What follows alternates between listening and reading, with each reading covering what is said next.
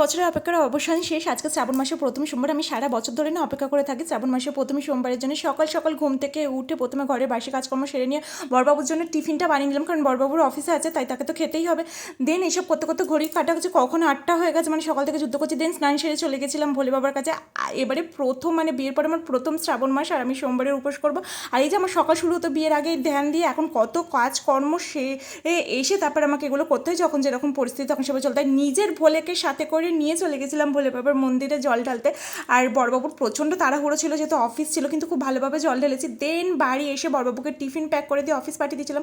আমি যেহেতু সারাদিন নির্জলে উপোস করেছি, তাই আমি কিছু খাবো না, তাই মাটিতে একটা চাদর পেতে শুয়ে পড়েছিলাম। তারপর এত গরম হচ্ছিল, হঠাৎ করে দেখি ভোলে বাবা আমার জন্য বৃষ্টি পাঠিয়ে দিয়েছে আমাকে ঠান্ডা করার জন্য, মানে গরমে না গলা শুকিয়ে আসছিলো। তারপরে রাস্তার অবস্থা দেখে আমার তো মাথায় হাত যে সন্ধ্যেবেলা কী করে মন্দিরে জল ঢেলে যাবো, না সন্ধ্যেবেলা জল নেমে গেছিলো। দেন একটু টিভি চালিয়ে জামা আয়রন করে নিয়ে সন্ধ্যেবেলায় পুজো সেরে মন্দিরে গিয়ে বাড়ি এসে ফলকে